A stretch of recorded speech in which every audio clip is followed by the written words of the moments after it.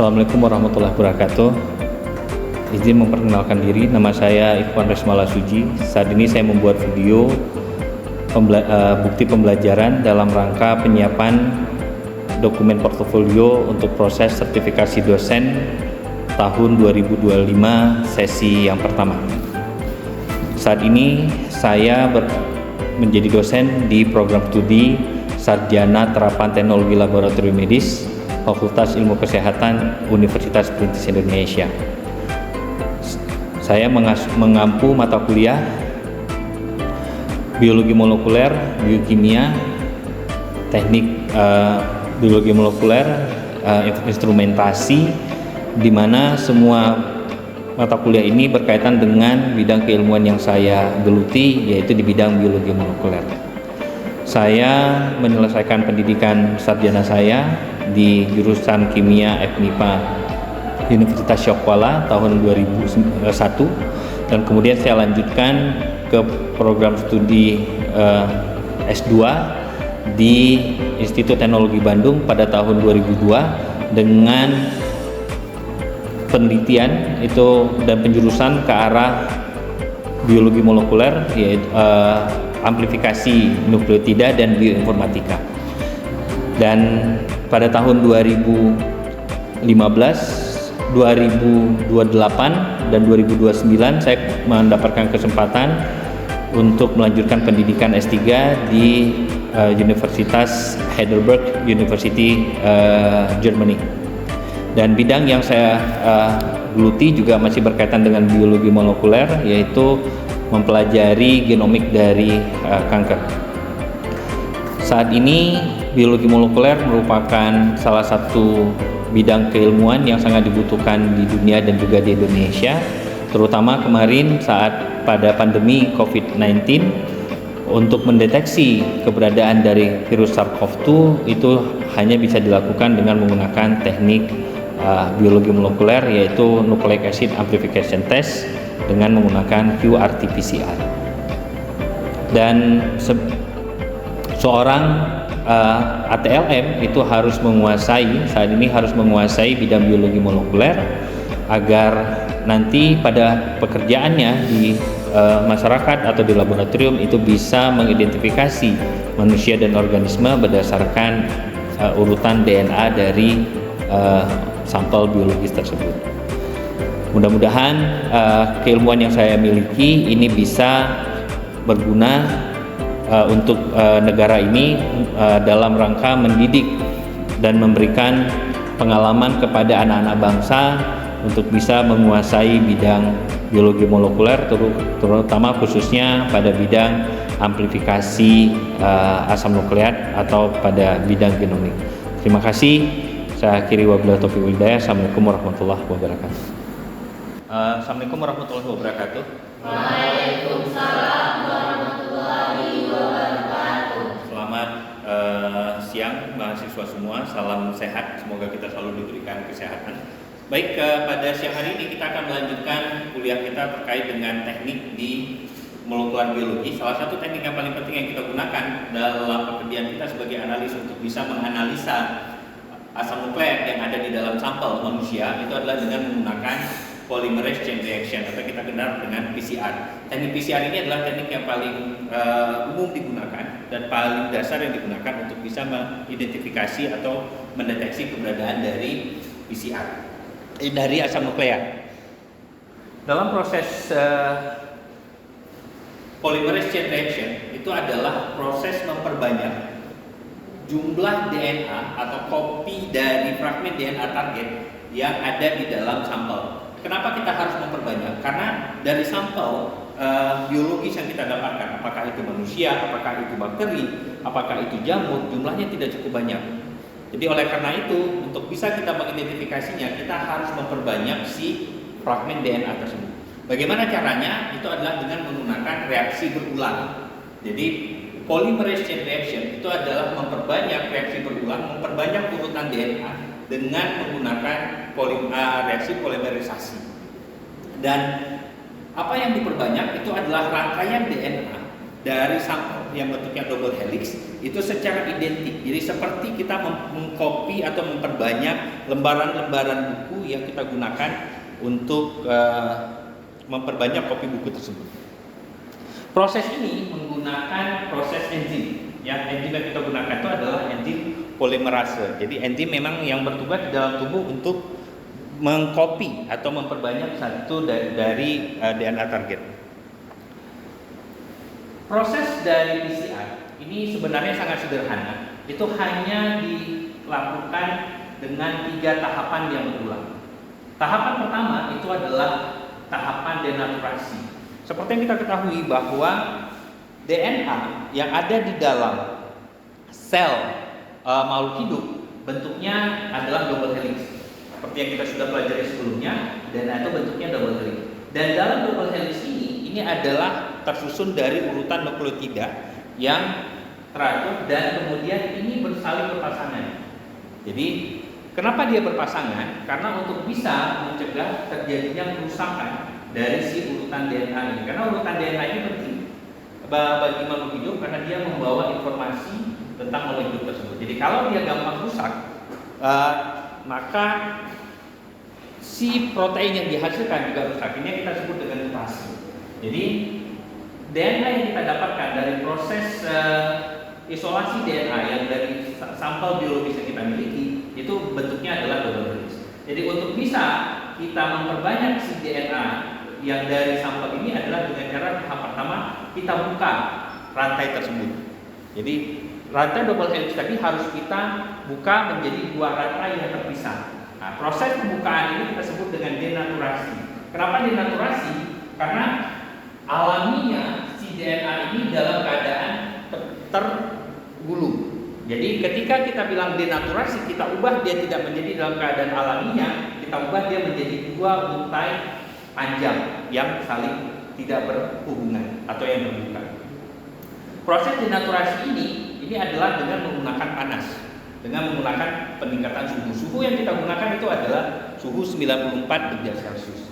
Jadi apa yang terjadi dengan kita memanaskan untai yang double helix dari DNA ini, maka ikatan hidrogen yang menghubungkan nukleotida satu dengan nukleotida lainnya pada untai pertama dan untai kedua itu putus, sehingga tidak ada lagi yang menghubungkan antara nukleotida dari untai atas atau untai sense dengan antisense. Setelah rantai ini terbuka, maka baru kemudian tahap berikutnya itu adalah kita menempelkan, terjadi penempelan primer. Jadi primer ini adalah urutan DNA spesifik yang mengenali fragmen DNA target kita. Jadi setiap identifikasi yang ingin kita lakukan, apakah kita ingin mengidentifikasi manusia, mengidentifikasi berbagai jenis bakteri dan virus seperti yang kemarin kita lakukan pada saat pandemi, mengidentifikasi virus SARS-CoV-2, maka yang membedakan pekerjaan untuk identifikasi untuk masing-masing sel tadi itu adalah primernya. Dan dari sini kita menggunakan 2 sepasang primer, yaitu primer yang akan menempel pada untai sense atau untai atas dan ada yang pada untai bawah antisense. Seperti yang kita lihat dari sini. Jadi karena tadi dia 2 untai yang terbuka, maka harus ada yang menempel pada atas dan bawah. Jadi kita sebut dengan forward dan reverse.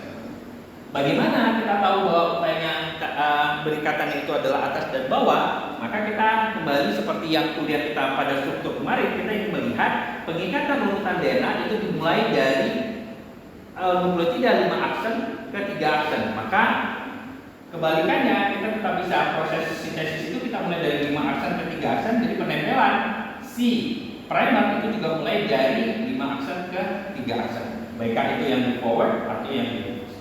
Jadi primer ini akan sangat spesifik per setiap pekerjaan yang kita lakukan.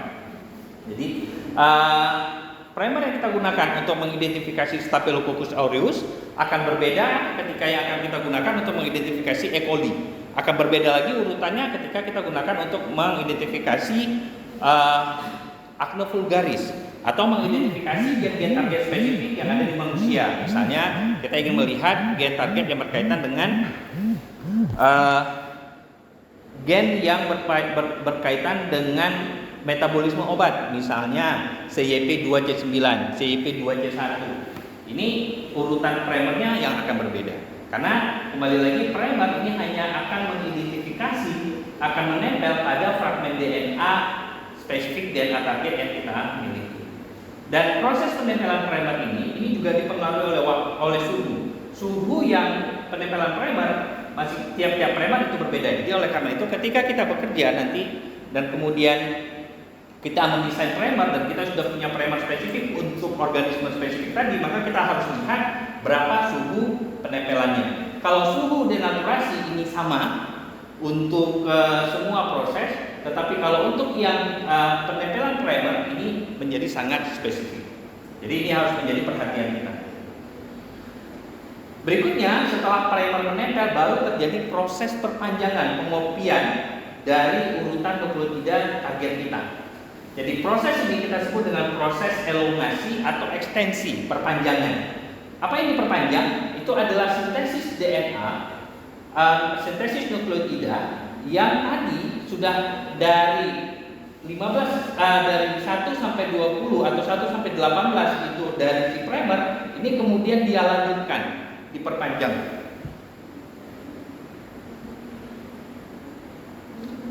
Ini diperpanjang, mohon maaf.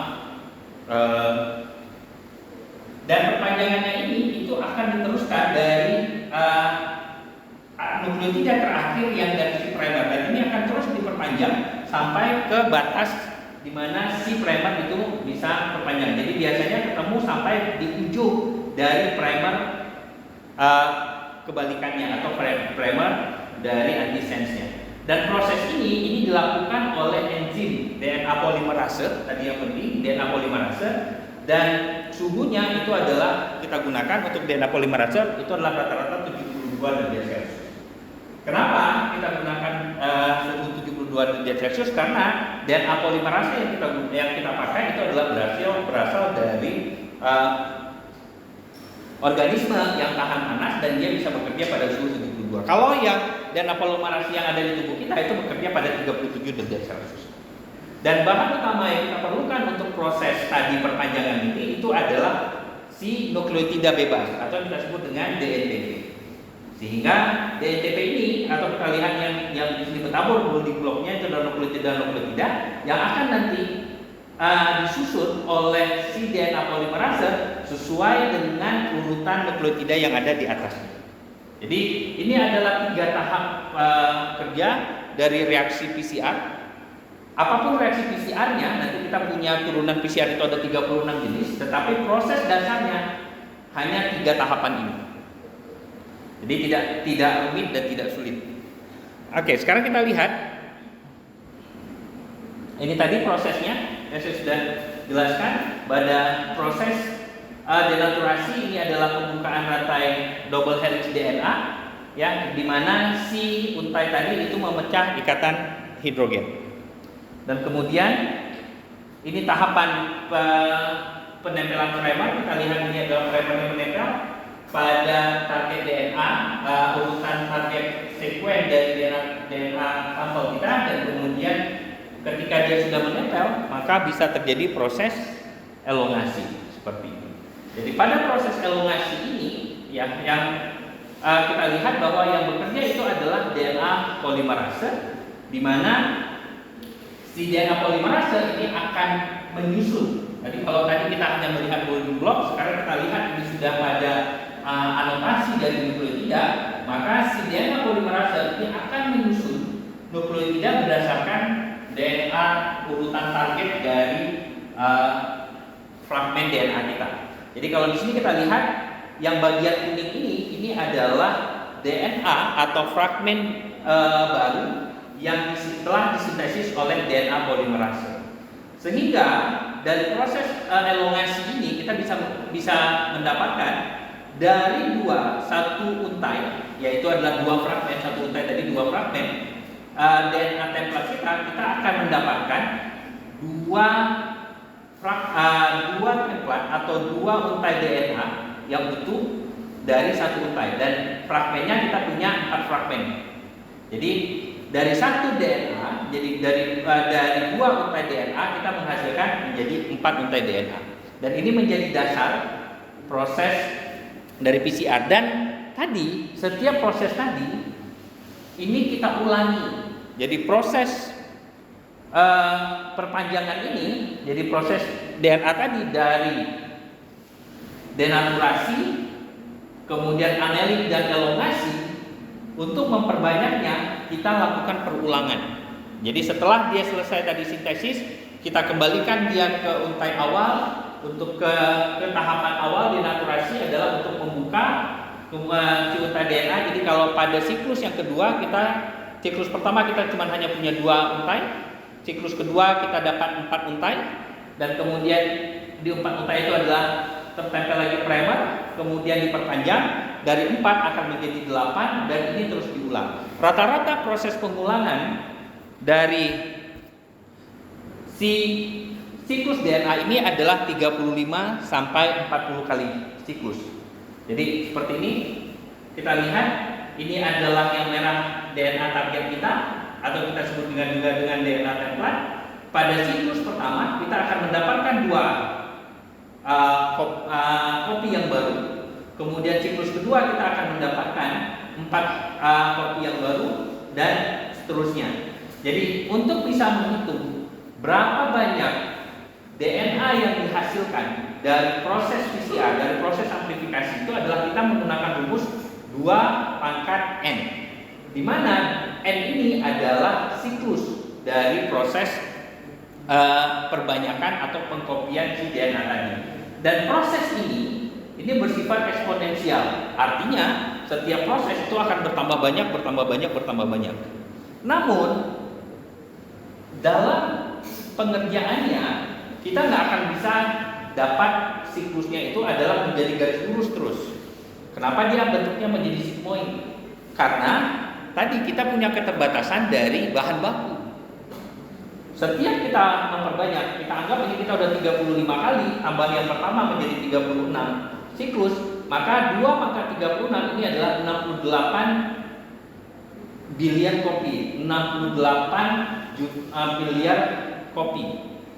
Jadi kalau tadi ke siklus 637, maka kita butuh, hitung saja tadi kalau fragmen DNA-nya kita punya 200 basa berarti atas bawah 400 kali 68 miliar kopi. Maka kita akan butuh nukleotida segitu banyak.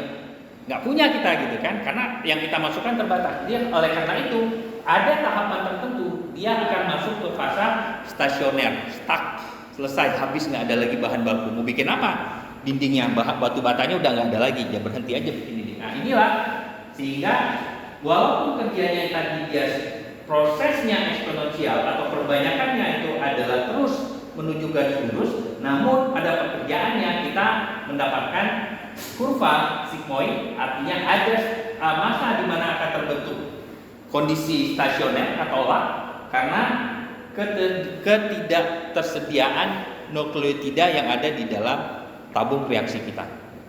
Ya. Inilah proses dasar dari perbanyakan DNA, baiklah itu dari sampel manusia ataupun sampel organisme lainnya. Jadi tidak rumit dan tidak begitu complicated. Sekarang kita lihat, ketika tadi kita sudah memperbanyak nih si DNA-nya, kita ingin melihat ada atau tidak proses amplifikasi ini berhasil atau tidak. Untuk melihat dia ada atau tidak dari proses amplifikasi tadi PCR, maka kita bisa menggunakan 2 metode. Metode yang pertama itu adalah kita menggunakan gel elektroforesis. Jadi kita bisa menampilkan tadi 68 miliar fragmen tadi itu dalam bentuk band, dalam bentuk pita yang kita tampilkan di gel agarosa. Dan kemudian untuk bisa kita pisahkan, kita menggunakan teknik elektroforesis. Di sini kita melihat, kita mendapatkan pita yang putih, tebal, dan terang. Ini menunjukkan adalah fragmen DNA yang kita dapatkan itu adalah cukup banyak. Kalau fragmen DNA yang kita dapatkan itu sedikit, maka pitanya juga akan menjadi tipis dan tidak begitu terang. Jadi ini kita buktikan bahwa dari proses PCR tadi kita bisa memperbanyak. Jadi dari satu untai kita bisa dapat 68 miliar untai yang kemudian kita visualisasikan, kita tampilkan dalam bentuk di yang agar dan kita lihat di bawah grafi muncullah pita seperti ini.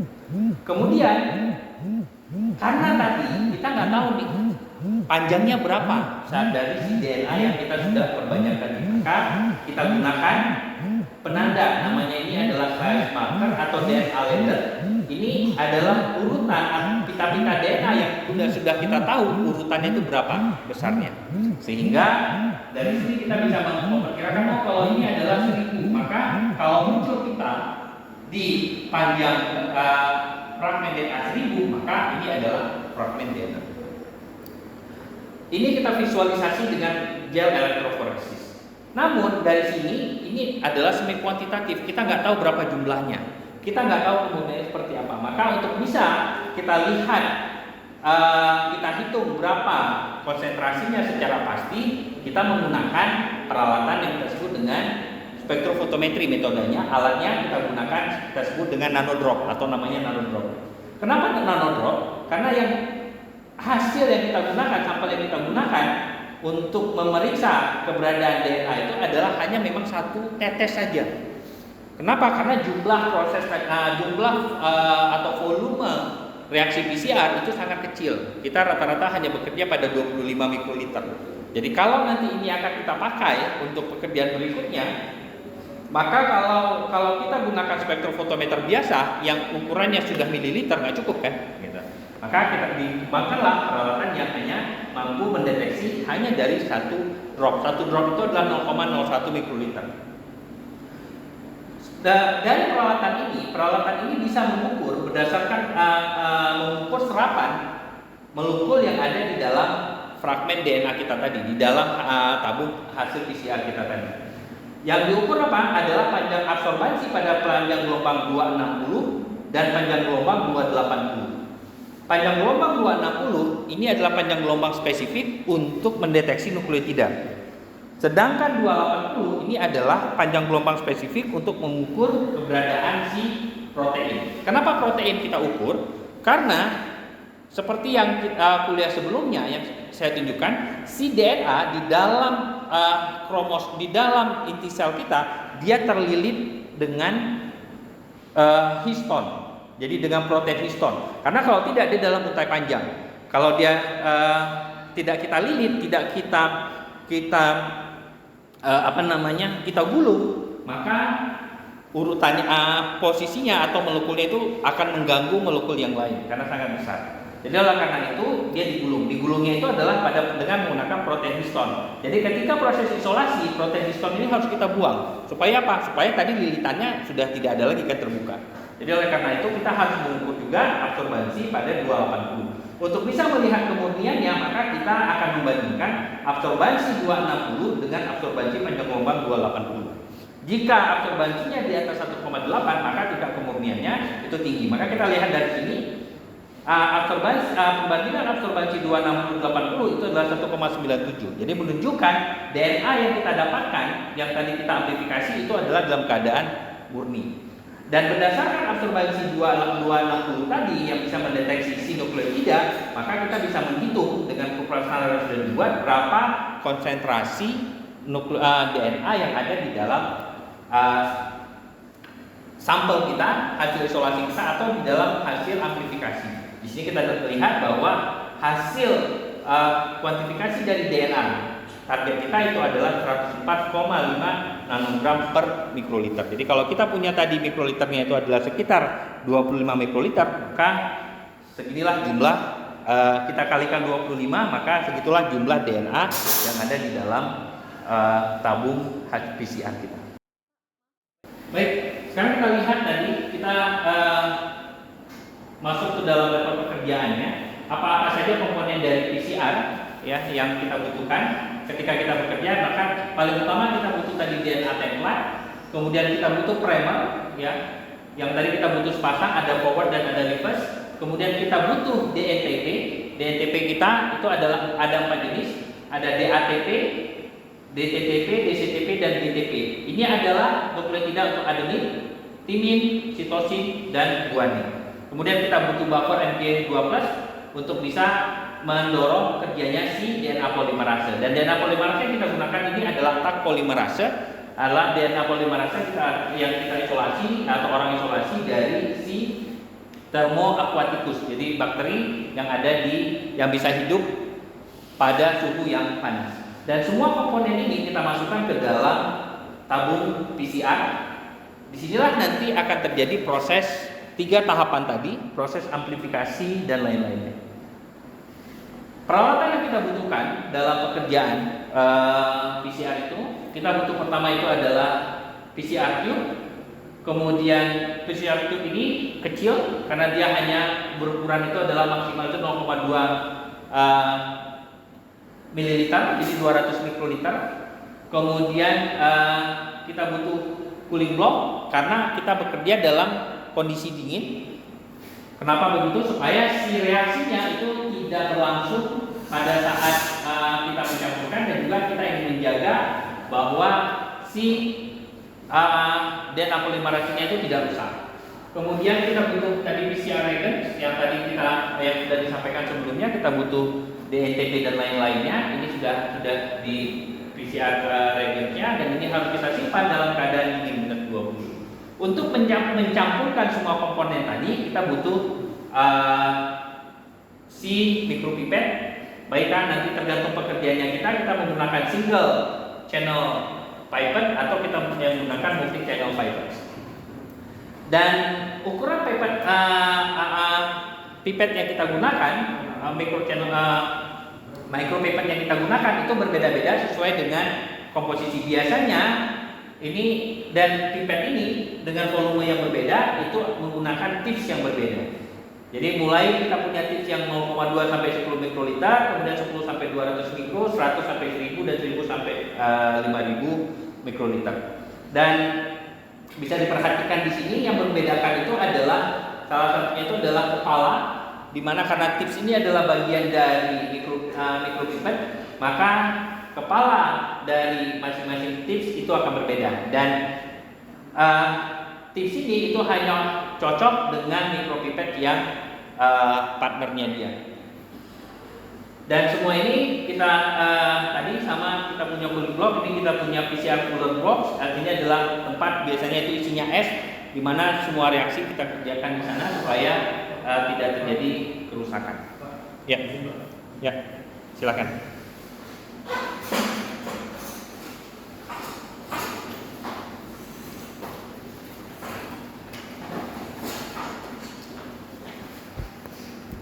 Baik, kita lanjutkan.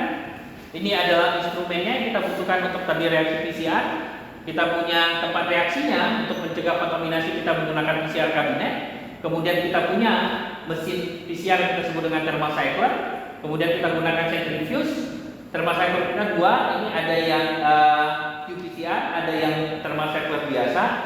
Dan kemudian kita untuk bisa memvisualisasikan tadi si DNA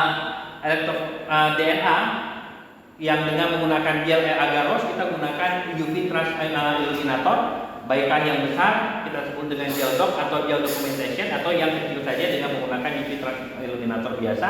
Dan kita butuh tadi ice maker untuk bisa menghasilkan es yang kita gunakan untuk membuat lingkungan kerja kita itu menjadi tetap dalam keadaan beku. Ini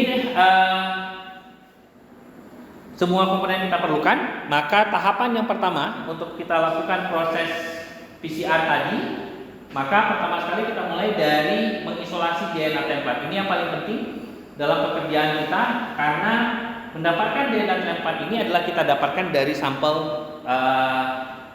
biologis atau sampel pasien kita. Jadi baiklah itu kita ambil dari si jaringan si pasien, atau kita ambil dari si putung, kita ambil dari saliva, kita ambil dari feses, urin, atau kita ambil dari kultur bakteri. Ini harus kita ekstrak, kita ambil DNA-nya kita keluarkan dari si jaringannya. Dan proses ini itu kita mulai dengan tahapan sederhana, itu adalah dengan melisis selnya. Jadi kita pecahkan dinding selnya, kemudian kita buang semua komponen-komponen sel termasuk si protein karena itu yang paling banyak.